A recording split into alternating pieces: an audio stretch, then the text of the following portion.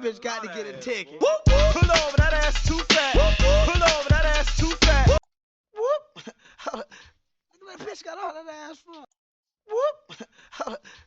Look at that bitch got all that ass for. Man, pull that hoe over. That bitch got to get a ticket. Whoop, whoop. Pull over, that ass too fat. Whoop, whoop. Pull over, that ass too fat. Whoop, whoop. Pull over, that ass too fat. Whoop, whoop. Pull over, that ass too fat. Whoop, whoop. Pull over, that ass too fat. Whoop, whoop. Pull over, that ass too fat. Whoop, whoop. Pull over, that ass too fat. Whoop, whoop. Pull over, that ass too fat. Jump in the truck, thighs like hello, everybody. booty in the butt. Just gon' make that song Do with y'all a key and a thong. remember Trina? I actually have on my phone, I have a thing where I can just set it so that it's a random song every time that I wake up, okay? Every time my alarm goes off. And so the other day, and I have an alarm that goes off, 5:50 a.m. and then again at 6. And the one at 5:50 a.m. was The Wreck of the Edmund Fitzgerald by Gordon Lightfoot. And then at 6 a.m., it was Pull Over by Trina. Whoop, whoop, pull over that ass too fat. Whoop. What a complete difference in that. But I actually, I had somebody that said, now that I'm not wearing a hat anymore, they said, nice haircut. Thank you. It's a $9 Walmart haircut. I went in and I said, make me look like Ellen DeGeneres. And she said, okay. She said, I'm a beautician, not a magician. All right, come on now. But she says this, right? Cuts my hair. I think it was mission accomplished, George Bush style. But I digress. There is a lot of funny stuff that has happened since last week. A lot of crazy things that have happened and a lot of sad things that have happened. And it's always important to differentiate between. But this one here, the U.S. this morning, we just got news that the U.S. attacked the crown jewel of the Iranian fleet. It's where they do all their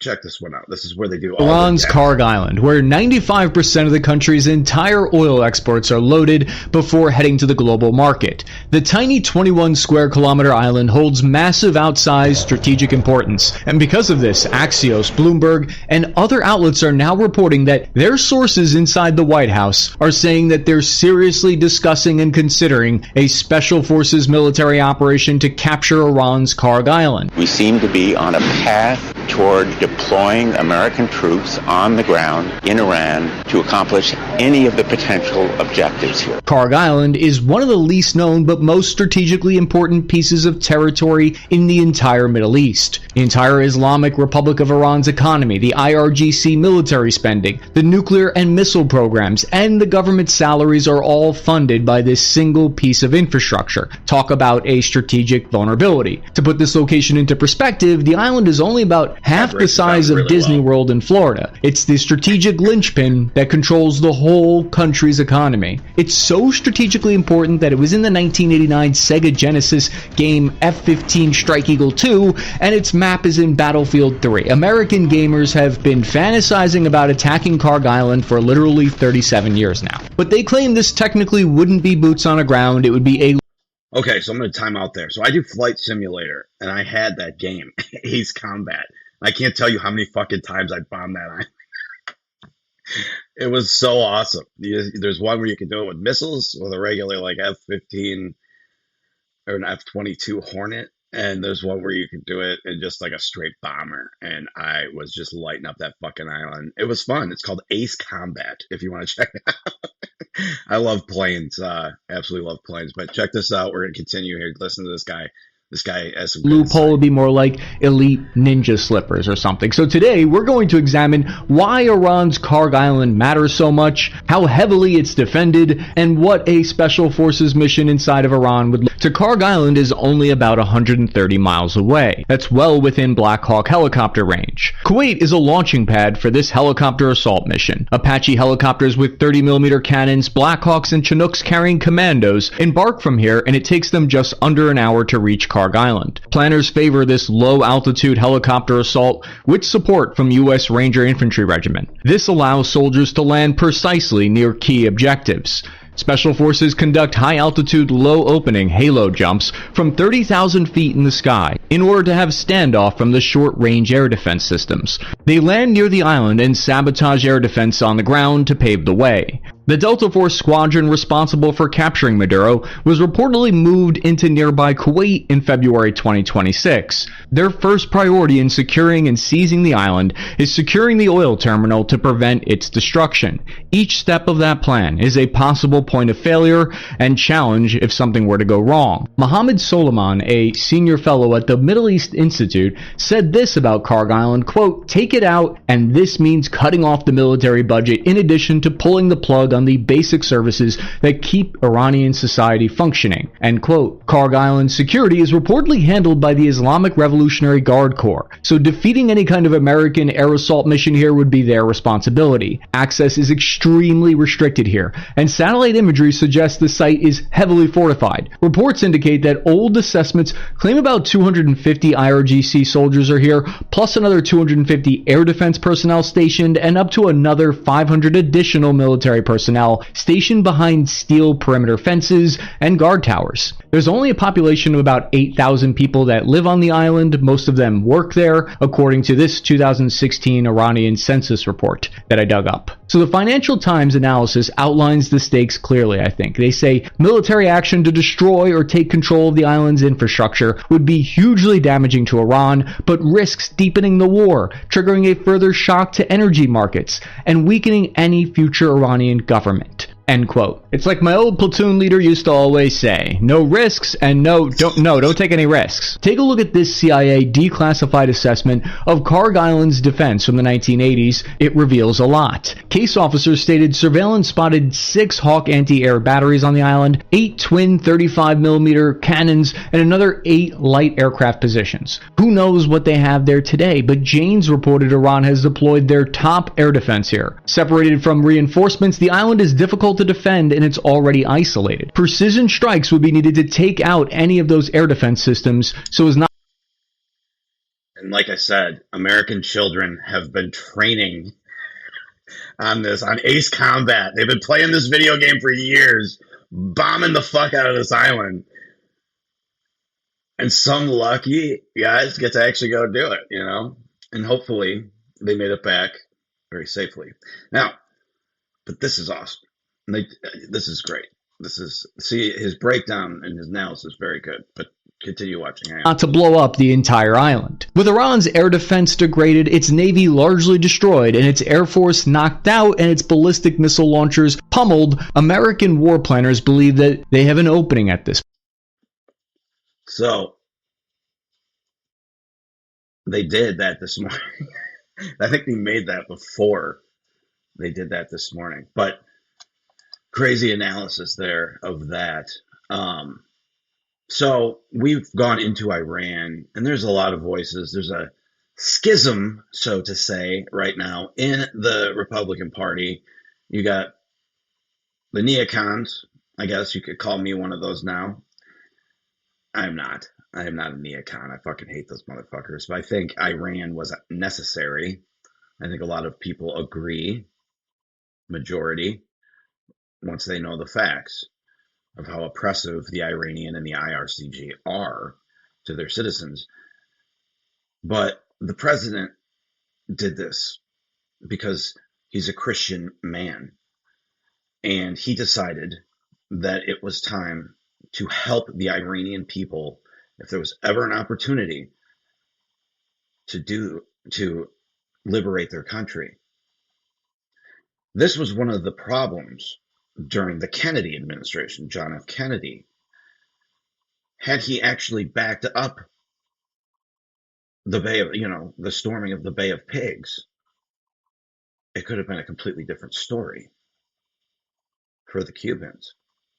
But the president now, President Trump, who actually has balls, cojones, this guy is out there making a difference because he knows that God put him there to do a job, whatever that is. Everybody has their own calling.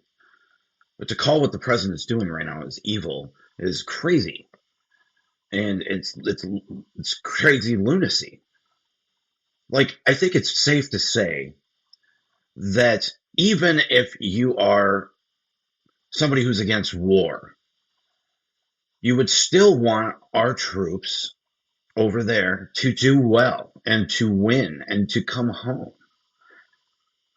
But the Democrat Party right now, they are out there cheering against everything that's going on. They're cheering against America winning this conflict, this war. So it's a war for Iran. It's a conflict for us. Let's be honest. This is nothing.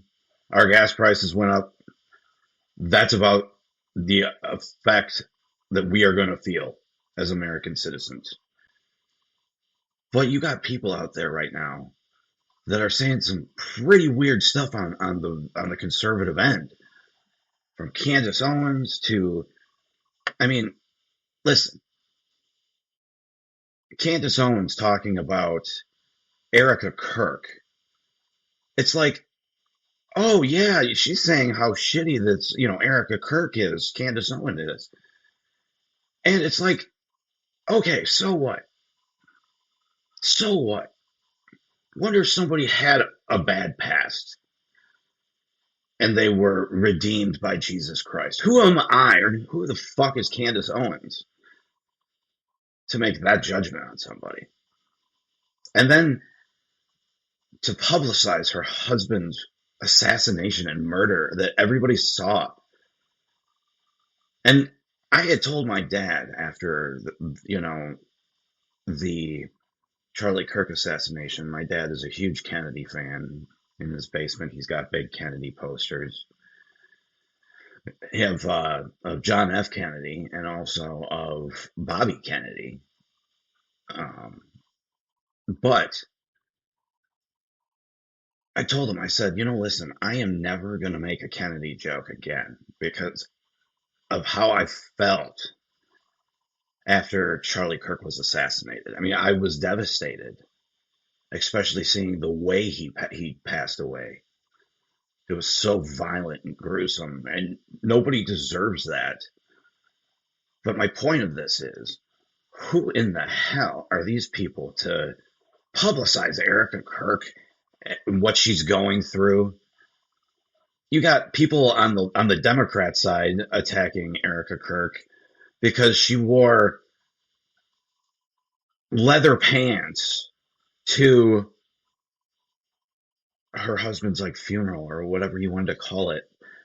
But I mean, how cool of a situation was it where Charlie passed away and people loved him so much that they could pack a football stadium in remembrance of him in a funeral-like setting. It was like a rock show, but it was in honor of Charlie. So to make fun of her for wearing leather pants to something like that is just a moot point. It doesn't fucking mean anything. And people love to analyze and do all that. Sometimes common sense is just what it is. But I digress. You got Tucker Carlson out there saying that the president of the United States, Donald John Trump, okay, the guy who stood up to everybody along this way, along this path, he says, now Bibi Netanyahu is actually the one in charge. That's what Tucker is saying. So check this one out here. Like I said, Tucker's he's gone click crazy. I think he was in an impossible spot. I think it's very obvious now that the U.S. president, under our current system, which I pray changes soon, doesn't have the latitude that people thought he had. Like, presidents can't just make whatever decision they want in the interest of their country. There are other forces hemming them in. We don't have sovereignty in a real way. Clearly, we don't. If we're following a country of 9 million people into a war that could displace us as the dominant superpower, we don't have sovereignty. I mean, by definition. And I think every president has felt that since John F. Kennedy was murdered. And clearly they all have. And they've acted within it, with wisdom or not, but they're still acting within boundaries that they didn't set, that no American did. And it's just time to change that system, not because you hate Israel or you're anti-Semitic. I mean, I'm not anti-Semitic. I don't hate Israel at all. I'm never going to. But that's not the way a sovereign country behaves or should have to behave. And Americans have earned the right to live under a government that makes decisions on their behalf for their benefit. I mean, it's that simple. So Tucker there is claiming that Donald Trump is not the one calling the shots. So first he's uncontrollable. He's going to do crazy things. He's mad. Now, he's controlled by the Jews. Talk about scapegoating. Now, Piers Morgan, who it seems like he's on the side of Ben Shapiro, but Piers Morgan's kind of going to stick it, the Brit that can't fucking say anything. He doesn't criticize, however, is Israel. And he routinely gets very upset when other people do. It's such a blind spot for Ben that through the red mist of his rage, he sees an alternate reality where anybody who disagrees with him is a demonic, America-hating terror apologist who can only possibly be doing it for ratings. And it was brought to my attention that he was very upset about a debate last week featuring Dave Smith. So last night on Piers Morgan, which is the Jerry Springer of political television, where people gather to throw chairs at one another and determine paternity. Piers Morgan, who has sort of made a mockery of the entire industry by putting on screen whatever dregs are still willing to go on screen with Piers Morgan. He had on Dave Smith, who has, apparently his job is never to tell jokes, but to instead give poorly informed foreign policy takes. And also to hate America. Here we go. Well, first, Jerry Springer was a very good friend of mine, and he was a beloved national treasure who actually hosted one of the most successful shows in television history and became a media mogul worth hundreds of millions of dollars. So thank you for that comparison, Ben. Second, we proudly host lively debates on things that people care about, featuring guests that people care about, to cover both sides of complex news stories in an engaging way. Do the debates sometimes get a bit combative? Yes. Do audiences tend to enjoy a bit of theatrical rough and tumble? Of course they do.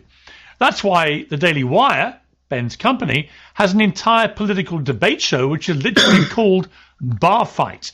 That's why Ben's own show features hard-hitting segments including Ben Shapiro destroys celebrity ice reactions. Ben Shapiro destroys the Golden Globes. Ben Shapiro reacts to woke. So making a video saying that you don't agree with something, saying fights woke social. This is like the same type of bullshit they tried after January 6th, where it's like, oh my God, the president used the word fighting. He must mean go create an insurrection and destroy the Capitol. No. They're just saying fight. Why? Because conservatives want somebody who fights for them. For way too long, we had the Mitt Romneys, we had the Mitt Romneys, the Paul Ryans. That was the one I was looking for. Before that, it was Boehner. Boehner, it was just the most disgusting fucking thing I've ever seen. These people had zero backbone to what the Democrats wanted to do. Boehner and all these people just had such a shit vision and no fight for today's conservative party. And then Donald Trump comes along, and then we have somebody who is fighting for us, and they try to use everything that he says, like, oh, that's Hitlerian. Oh my God, he must be Hitler. That sounded like Hitler because he's talking about having a sense of national pride. Well, yeah, he didn't say go fucking do a Holocaust and a genocide of millions of people, but hey, these guys are not honest. And I don't think this is honest commentary about Ben Shapiro. That's all I'll say. TikToks. Ben Shapiro reacts to woke socialist TikToks. Ben Shapiro reacts to woke religious TikToks. Oh my. And when it comes to humiliating the industry, please tell me why the Pulitzer Prize Committee did not reward Mr. Shapiro for this masterpiece. What the Run.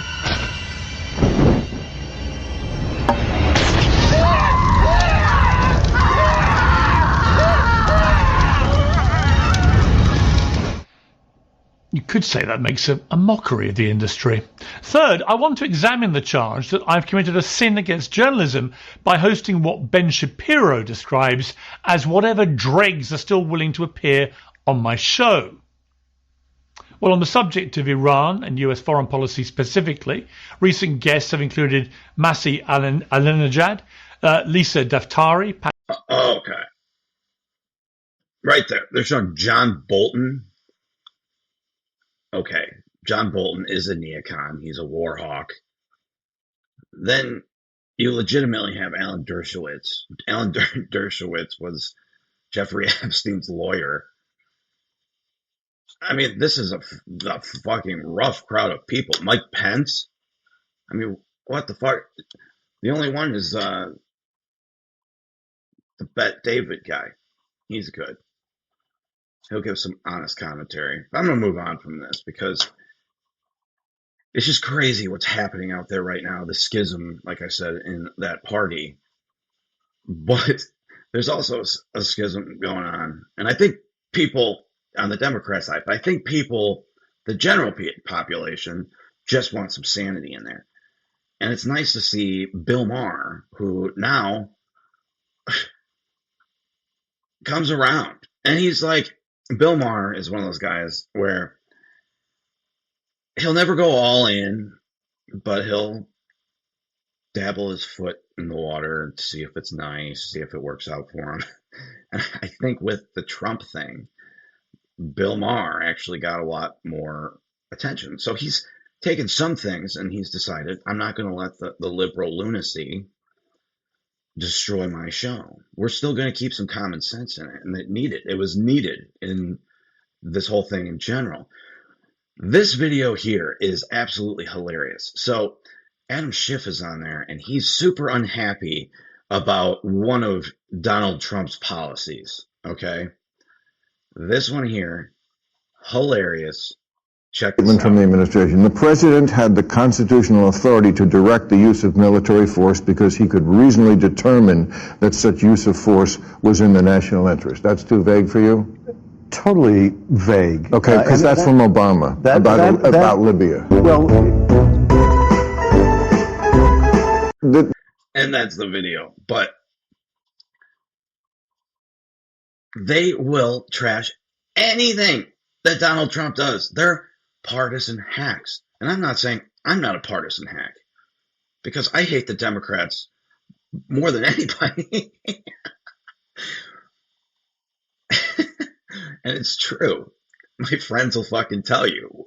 I'm the same person on here, off here. I go bowl and drink, and what do I talk about? How much I fucking hate Democrats.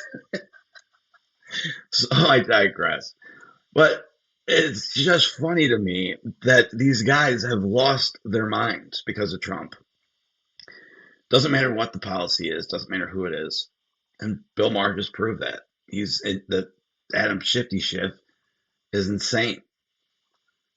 So this one here is what the Iranians are currently doing. Check this one out. 40 years ago, Iran realized something terrifying. It realized that it could never defeat America in a traditional war. So instead, it prepared for a totally different kind of war. To understand this strategy, we have to go back to the 1980s. At that time, Iran was fighting one of the longest and deadliest wars in modern Middle Eastern history, the Iran-Iraq War. For 8 brutal years, from 1980 to 1988, Iran and Iraq fought a conflict that killed hundreds of thousands of people and devastated both countries. During this war, Iran learned a painful painful lesson that modern warfare had changed. Countries with advanced technology, powerful air forces, and strong allies had a massive advantage. Iran realized that if it ever faced a superpower like the United States, fighting a traditional war with tanks, jets, and large armies would be extremely difficult. So Iranian military planners began thinking differently. Instead of preparing to defeat stronger enemies in a direct battle, they started designing a strategy that could make any war extremely costly for the opponent. This is known as asymmetric warfare. In simple terms, asymmetric warfare means fighting a stronger enemy by avoiding its strengths and attacking its weaknesses. Rather than competing with American aircraft carriers and stealth bombers, Iran focused on cheaper, flexible weapons and tactics that are harder to stop. One major part of this strategy is its investment in missiles and drones. Instead of spending enormous amounts of money on modern fighter jets, Iran developed a large arsenal of ballistic missiles and long-range drones capable of striking targets across the region. And in recent years, these drones have become one of Iran's most important strategic tools. These low-cost attack drones can travel long distances and overwhelm air defense systems when launched in large numbers. Recently, Iran used waves of these drones to target military bases and infrastructure across several Gulf countries, including the UAE, Qatar, Bahrain, Kuwait, and Saudi Arabia. The cost of engaging these drones far exceeded the cost of the drone itself,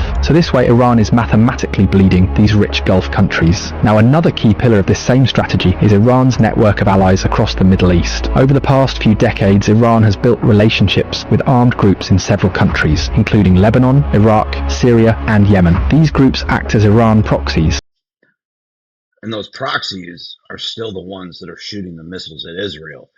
And they shot a cluster one that actually got through some of the dome. And there was a lot of bad footage. We'll get to that. But right now, Iran has been completely neutered in terms of their military. They have none. They don't have a navy. They don't have an air force. They have nothing. The IRCG is completely decapitated. And they don't know if their fucking new guy, Khamenei's son, they don't know if he's alive, disfigured, or who's calling the shots. It's like the Biden administration, only Muslim style. So, I digress. That's who's still shooting missiles at Israel right now.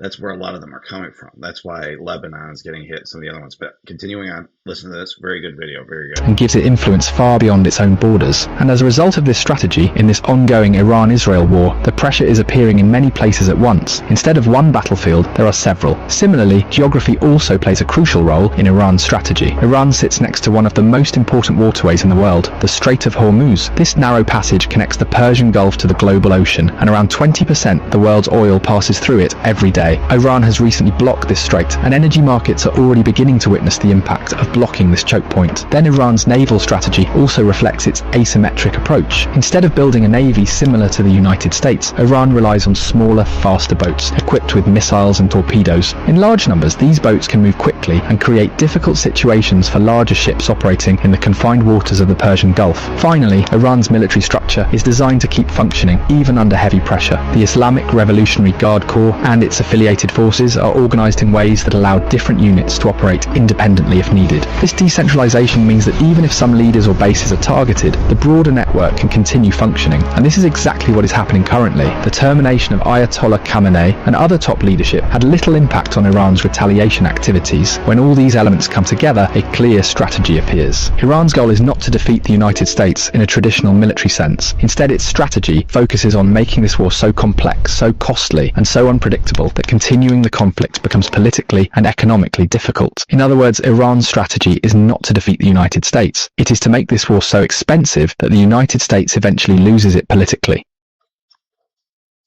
And that's the game plan. That's what they're doing right now. That is what they're trying to do. That's why they're trying to shut down that Strait of Hormuz. They're trying to just do all that. But that's their game plan. This is what the Democrats are doing right now. This is the Democrat strategy to what's happening. Let's tell you this, Shannon. There was no imminent threat to the United States. Matter of fact, there was not even an imminent threat to Israel. But how do we define that if this is a country and its proxies that are continually attacking us and our allies, have active assassination plots against President Trump? There was a guy convicted in federal court this week connected to that. I mean, where do you draw the line between something being imminent and not? There's been 47 years of this conflict with Iran. There been that pressure for much of the time. There was no imminent threat. I can tell you this, Shannon. There was no imminent threat to the United States. Matter of fact, there was not even. What these guys are saying. There's no imminent threat. There's no imminent threat. That's what they keep saying. I mean, this guy, is just insane on his own thing. Warner, criticized military action against Iran as a war of choice, arguing Congress lacked sufficient visibility. He's been against it the whole time. The whole time he's been against this war. He was also against nabbing Maduro, which was one of the greatest U.S. military operations of all time. I mean, how many presidents can you say brought back a prisoner alive? We take prisoners now. Let's go. But that piece of shit Maduro killed millions of Americans over the years with fentanyl that he was, getting in through different crazy things. And those guys were making mad money during the Biden administration because Democrats will fund anybody that will fund their campaign. And a lot of times the people that fund them are not the Christian groups, are not, the ones that want to help people. They're like the atheist ones, the freak ones. And I think, I'm just throwing this out there. I think RFK Jr., I think he needs to look into whatever's in this like hair dye, because I think that's making these people go crazy too. Just something to think about. That might be something. But this is a professor at the University of California. Get ready for this. Wants to put a Muslim ban. He wants to ban Muslims. We will tell him, this isn't your country to ban. This is the land of Allah, as every land is the land of Allah. And there are Muslims here that are going to be here. And if you don't like it, I would suggest he goes somewhere else. But I don't know where he's going to go. If he goes back to Europe, a lot of Muslims in Europe. I've been there recently. You go to Africa, you go to South America, you go to China, you go to Malaysia, you go to Japan, you go to the Antarctic. There's Muslims. So I would make a suggestion. If he wants to go somewhere where there is no Muslims, I suggest he goes to hell. And know that our Prophet sallallahu alaihi wasallam has given us the glad tidings that this religion of Islam will enter every household. Every household. The Prophet sallallahu alaihi wasallam in the Sahih Hadith, he told us, this ummah, the guarantee, this ummah. Ugh. Who the fuck hires these people? I mean,